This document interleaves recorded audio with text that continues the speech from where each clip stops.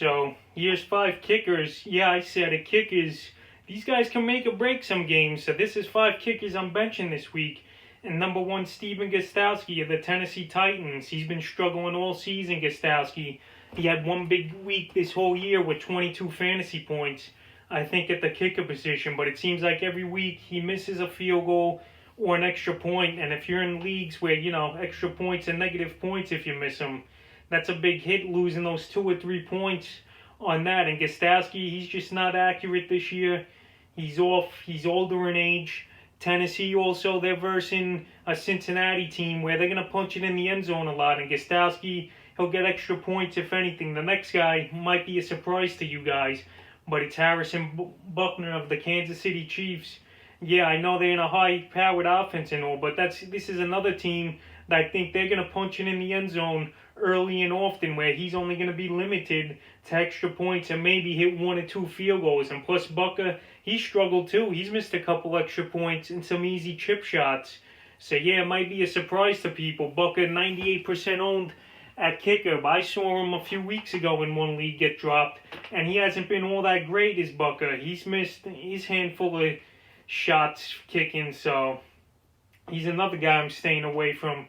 The third guy is Randy Bullock of the Cincinnati Bengals. Bullock, we recommended to start him last week, and he didn't disappoint with a double-digit game in kicking. But this week, Bullock's got a tough matchup versus the Tennessee Titans.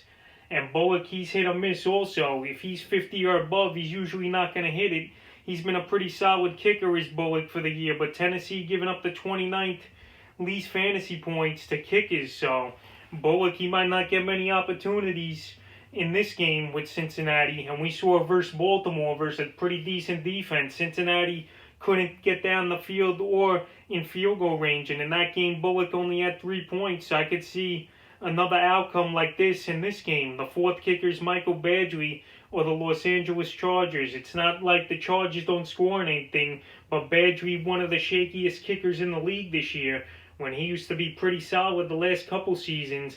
We know the Chargers are going to score versus Denver, but Denver, who knows, it might be snowing again there. We saw it last week, wet, windy, and slick on the floor. So once again, if the weather conditions are like that, Badgley in beautiful Los Angeles couldn't kick a couple last week. So this week I'm staying away from him again, is Badgley.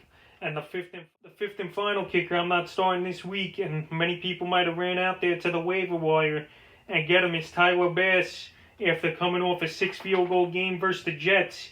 And that won't happen again. He had 22 points in one of my leagues, is Bass, but he also missed 2 field goals also. So if he hit those other 2, he would have had like a 28-point game. Before this game, Bass, his highest scoring game of the year was 7 fantasy points. So Bass, I don't see him doing much against New England also, is Bass. It might be a cold, wet game in Buffalo like it was versus Kansas City, where it's going to be hard to kick the ball. Bass, he got almost half his points in one game on the season in last week's game. And Bass, he's 5% owned. Not many people are going to start him anyway. But after coming off that fluky field goal game, he's a guy I would stay away from. So that's 5 kickers I'm benching this week going into week 8 of the fantasy football season.